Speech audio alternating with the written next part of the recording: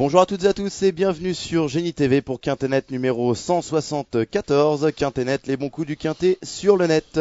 Ce lundi, le Quintet Plus se dispute sur l'hippodrome de Vincennes. Dans la première épreuve, le prix d'Arcachon. Une épreuve disputée sur les 2100 mètres de la grande piste avec un départ donné à l'aide de l'autostart. Et pour vous aider à faire vos jeux, bien évidemment, j'ai deux journalistes. On commence par à ma droite, Yann Degnaud. Comment ça va Yann ? Bonjour Rémi, bonjour Olivier Gallard, bonjour à tous, ça va très très bien. Et bien sûr Olivier Gallard. Bonjour messieurs, bonjour à tous. Avant de commencer, je tiens à faire un petit coucou à madame Colette Petitgat, qui nous a envoyé un mail assez sympathique, qui, encore une fois, félicite Nicolas Labouras pour ses beaux pronos, puisque c'est vrai qu'il balance quand même pas mal de bases et d'outsiders qui sont souvent à l'arrivée. Mais je vous préviens Colette. Oui. Non, allez-y, je vous laisse terminer. Non, j'allais dire qu'à force de féliciter Nicolas, il va peut-être avoir la grosse tête, alors ça risque de l'influer dans ses pronos. Je sais pas ce que vous en pensez. Je soupçonne Nicolas d'envoyer des mails, moi. Il s'envoie les propres mails. Il crée des comptes avec des pseudos. Non. En tout cas, c'est gentil, Colette, merci. Et on va en reparler de Nicolas dans cette émission. D'accord, si vous voulez. On y va avec vous. Hélas, Michip Mozin, un concurrent régulier. Il fait preuve d'une superbe régularité, ce Michip Mozin. La dernière fois, lors de l'épreuve référence, c'était cette fois-ci sur la petite piste, c'était le 16 octobre. Il les a laissés sur place au départ, donc il s'est démarré. Il va pouvoir rapidement occuper une bonne place, s'il peut bénéficier d'un bon parcours, car il est certainement meilleur encore en cachet sur la grande piste. Il a sa place dans la bonne combinaison, sans aucun doute. Il est annoncé déféré des 4 pieds, comme la plupart des concurrents de cette épreuve. Ouais, c'est vrai, Rémi, ils seront 14 déférés des 4 pieds. Michip Mozin, dans la course référence, était déjà pieds nus. C'est un cheval qui a beaucoup de vitesse. Jean Boileau s'en sert à merveille. Il faut courir caché, mais il démarre très vite. Je pense que son numéro 1 n'est pas un piège derrière l'autostart. Dès lors, c'est l'une des toutes premières chances dans cette épreuve et la grande piste ne devrait pas lui poser de problème. Très bien, le numéro 2 s'appelle Kundun, associé à Mademoiselle Johanna Lindqvist, un concurrent qui possède beaucoup de vitesse. Et c'est l'un des doyens au départ de cette épreuve, puisqu'il a 9 ans. Oui. Kundun est déjà pas mal de courses à son compteur, 176 exactement, 48 quintés courus, seulement 4 places. J'ai du mal avec Kundun sur la grande piste, je pense que c'est plus un cheval de piste plate, moins performant que par le passé, ça me paraît compliqué à ce niveau. Vous êtes d'accord avec Yann, Olivier ? Effectivement, je suis d'accord avec Yann. C'est un concurrent qui en plus est certainement plus à l'aise piste plate. À Vincennes, je pense qu'il est barré. Je fais l'impasse sans hésiter. Le numéro 3 s'appelle Lord de la Noé et vient de battre Michip Mozin dans l'épreuve référence. Oui, et c'est un Lord. Il n'est pas toujours facile à saisir, mais il a de la qualité. S'il reste sage du départ à l'arrivée, sa place est dans les 3 premiers. Yann ? Oui, Olivier a bien résumé la situation, tout sera question de bon vouloir et de sagesse. C'est un cheval qui a été longtemps arrêté, il est encore un peu en retard de gain. Sage, il a largement la pointure d'un tel lot, la grande piste ne devrait pas lui poser de problème. C'est une priorité sans en faire une base car il reste fautif. Alors Yann, le numéro 4 s'appelle Lupin de Laudon, qui compte une belle performance sur ce parcours, mais c'était au mois de mai. Qu'en est-il maintenant ? Il avait trotté sur le pied d'une 11 et fraction, c'est très bien sur les 2100 mètres de la grande piste. Un cheval qui a signé ses meilleures performances sur les parcours de vitesse, il a hérité d'un bon numéro, il est déféré des 4 pieds, il a signé ses meilleures performances ainsi. Ça me paraît compliqué pour la victoire, mais attention pour une place à l'issue d'un bon parcours, pourquoi pas, ça peut être un troublion en puissance. Olivier, pour une petite place ? C'est un regret. Je veux juste regret. rebondir sur ce que dit Yann. Il n'est pas déféré des 4 pieds, il est annoncé pour le moment. C'est vrai. Attention parce que des fois on peut avoir des surprises, mais c'est vrai que généralement il court sans ses chaussures.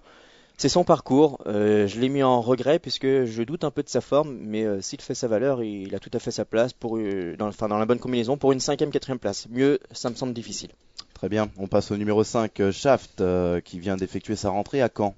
Oui, mais pas une rentrée extraordinaire. Je l'ai pas senti au mieux et honnêtement, je vais surtout le regarder courir. Certes, Fabrice Hulot a fait appel à Jorma Kontio, mais ce ne sera pas la seule drive de ce pilote finlandais dans cette réunion. Donc, je vais plutôt le regarder courir. Yann Degnaud. Sur ce qu'il a fait de mieux, Shaft a les moyens de terminer dans la bonne combinaison. Maintenant, son degré de forme est peut-être sujet à caution. Bien, malgré son bon numéro derrière l'autostart, je vais uniquement le pointer des jumelles, mais je pense que c'est un concurrent à suivre dans les prochains mois. Il peut réaliser de belles performances. On passe au numéro 6, L'Aspedia, une concurrente qui vient de gagner, excusez-moi, mais auparavant avait été disqualifiée dans l'épreuve référence, Yann. Disqualifiée, c'est vrai qu'elle vient de remettre les pendules à l'heure sur l'hippodrome de Grain dans un lot peut-être un peu moins relevé. On sait l'Aspedia adore les parcours de vitesse, elle y a signé de bonnes performances. Dominique Locleux la connaît parfaitement. Maintenant, elle me paraît quand même barrée à un tel niveau de compétition. À Vincennes, elle n'a plus trop de marge. Tout devra se passer à merveille pour qu'elle puisse espérer terminer la bonne combinaison. Mais j'ai pris un risque, je l'ai écarté. Vous l'écartez aussi, Olivier? Et non, je l'ai retenue lors de la course référence. Elle était très bien partie. Elle s'est enlevée dans le premier virage. Son entourage était déjà confiant lors de cette tentative. Elle a remis les pendules à l'heure avec un certain courage à Graigne. C'est son parcours. Elle est très bien déférée des postérieurs. Elle ne m'étonnerait en aucun cas si elle participe activement à l'arrivée. Très bien, le 7 s'appelle Lally d'Amberville, qui est en pleine forme actuellement, mais qui n'a pas revu Vincennes depuis un bon petit moment, hein. Oui, puis je pense qu'elle est bien meilleure piste plate, c'est sûr. Elle est au top. Elle est meilleure piste plate, je viens de le dire, et à mon avis aussi sur longue distance. Donc je vais la regarder courir. Si elle faisait l'arrivée comme bon nombre des concurrents ici, ce ne serait pas une tare comme on dit, mais ce sera sans moi. Est-ce que vous retenez Yann? J'ai pris le risque de l'écarter un peu comme Olivier. C'est vrai que la jument est en pleine forme actuellement. On effectue le déplacement avec de légitimes ambitions. Maintenant, elle reste meilleure sur les parcours de tenue et j'ai besoin de la juger face à une telle opposition car cette fois-ci, elle monte quand même de catégorie par rapport aux dernières courses qu'elle vient de courir, outsider, on va dire. Très bien, le numéro 8 s'appelle l'Idéal Brissois, associé à Pierre Vercruis, qui cette année n'a pas montré grand-chose, Yann. C'est un cheval qui a été réservé pour le meeting d'hiver. Il a déjà signé de bonnes performances dans les deux disciplines, au trot attelé, au trot monté. Mais attention, il risque encore peut-être de manquer de conditions face à des adversaires déjà affûtés et très à l'aise sur les parcours de vitesse. Ça me paraît compliqué, bien qu'on ait fait appel à Pierre Vercruis, j'ai écarté. Vous écartez, Olivier? Oui, j'ai l'impression qu'il va être encore un peu juste et je vais simplement pointer des jumelles pour la suite du meeting.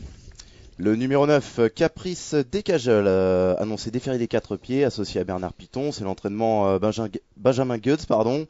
Mais cependant, en 14 sorties, 7 disqualifications, ça fait beaucoup quand même. Il paraît pas au mieux et pourtant c'est un concurrent qui a pas mal de qualité. Il retrouve Bernard Piton avec lequel il s'est distingué l'hiver dernier. Il avait gagné sur ce tracé avec le numéro 1 derrière la voiture alors que tout le monde pensait que ça allait être très difficile pour lui. Il s'était baladé. Cette fois-ci, il ne sera pas à la corde mais tout à l'extérieur avec le numéro 9. Bernard Piton de retour à son sud-kill sera certainement déféré des 4 pieds. C'est peut-être un beau coup de poker. Yann Degnaud. Je rejoins l'avis d'Olivier, c'est un cheval qui avait trotté une 12 l'an passé sur ce parcours, c'est un cheval qui est très dur à l'effort, tout va se jouer dans les premiers mètres de course, mais attention, s'il part sur la bonne jambe, il peut prendre l'initiative et aller très très loin dans cette épreuve.